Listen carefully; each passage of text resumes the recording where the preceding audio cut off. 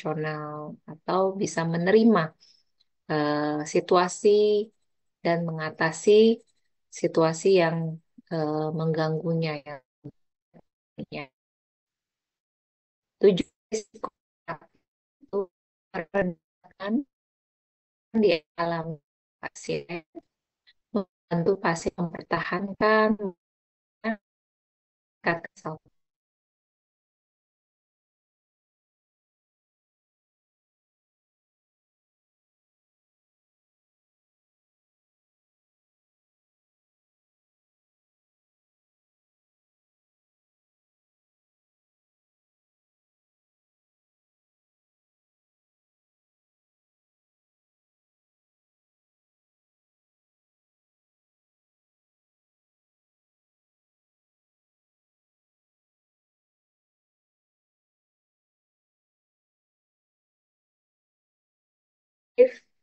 Cukup percaya diri dan memiliki harapan.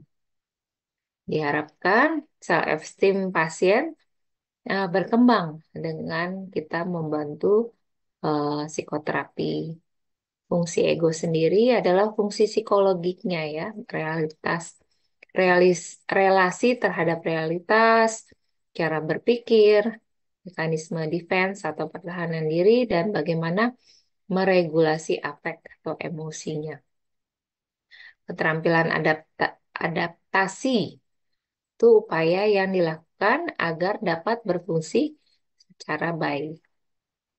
Psikoterapi suportif tidak mengubah kepribadian ya. Eh, jadi memang ada beberapa jenis kepribadian tertentu yang bisa bermanfaat dengan pemberian psikoterapi suportif, tapi pada kepribadian gangguan kepribadian ambang, gangguan kepribadian narsistik atau antisosial atau gangguan kepribadian sisotipal, sisoid, paranoid, mungkin akan susah dengan psikoterapi suportif ya yang bermanfaat seperti kepribadian histrionik, anankastik mungkin bisa, cuman agak susah ya itu perlu CBT juga ya kalau anankastik.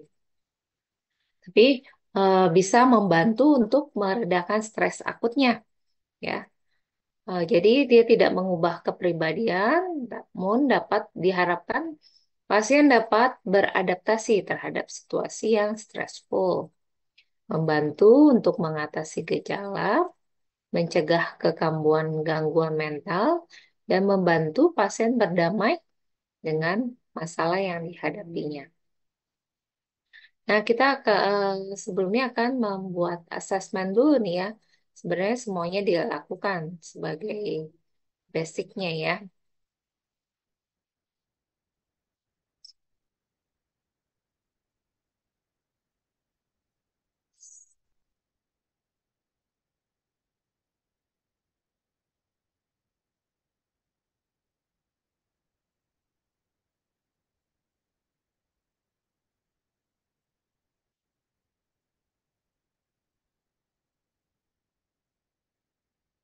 Asesmennya kita mencari riwayat untuk mengevaluasi gejala-gejala pada klien dengan durasi keluhannya, jenisnya, dan seberapa berat gejala atau diagnosisnya ya.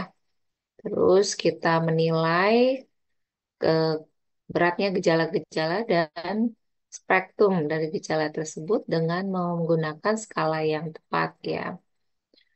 Kemudian mengevaluasi adakah kemungkinan komorbiditas ya. Misalnya ternyata ada eh, retardasi mentalnya atau berkomorbiditas cemasnya ini ternyata ada bipolarnya ya.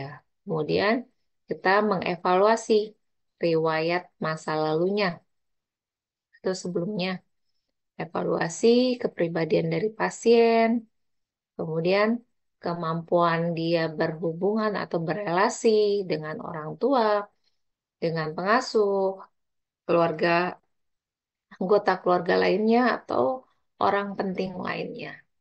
Adakah kejadian yang traumatik sepanjang hidupnya atau mempunyai eh, apa pengertian dari bagaimana pengertian dari para klien tentang hubungan interpersonalnya, fungsinya dari hari ke hari, dan struktur psikologisnya.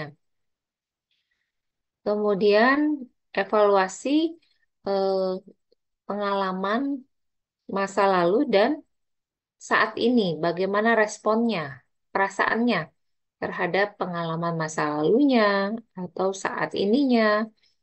Nah, kita evaluasi juga stresornya yang saat ini, ya, apakah ada trauma-trauma yang pengalaman-pengalaman yang traumatik.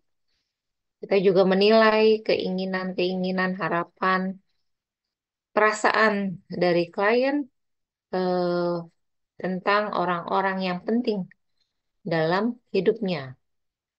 Kemudian evaluasi kemampuan copingnya, self-esteemnya, fungsi egonya, dan keterampilan adaptifnya. Ya, sebelum gejala-gejala itu muncul. Nah, prinsip dan upaya yang bisa dilakukan oleh terapis. Nah, gaya pembicaraannya di sini pasienlah yang menjadi pusat perhatian ya, yang banyak ngomongnya, terutama ya, biarkan dia mencurahkan pikiran atau perasaannya, kemudian terapis merespon ya. Awal-awal kita jangan dulu mengambil kesimpulan atau jangan dulu kita langsung memberikan psikoterapi ya, biarkan eh, si pasien atau klien eh, menceritakan ya apa yang menjadi ketidaknyamanannya.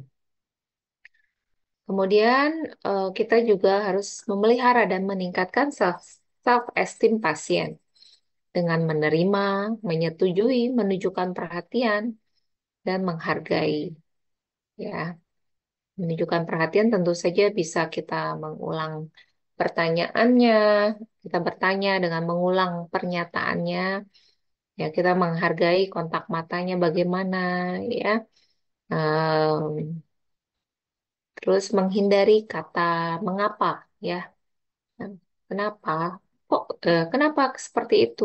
Eh, Kenapa kamu melakukan itu? Ya, itu eh, s- kesannya menghakimi, ya. Jadi bisa si pasien atau klien menjadi defense, ya. Oh, salah ya, itu ya. Gak nyaman. Kemudian memperkuat mekanisme pertahanan.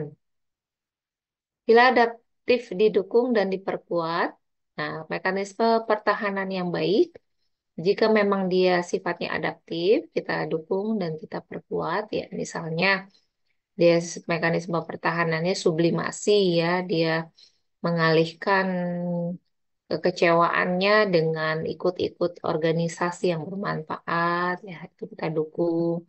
Tapi kalau tidak adaptif, misalnya proyeksi, dia mengalihkan kemarahannya dengan memarahi adiknya, dengan memarahi anaknya, ya gitu.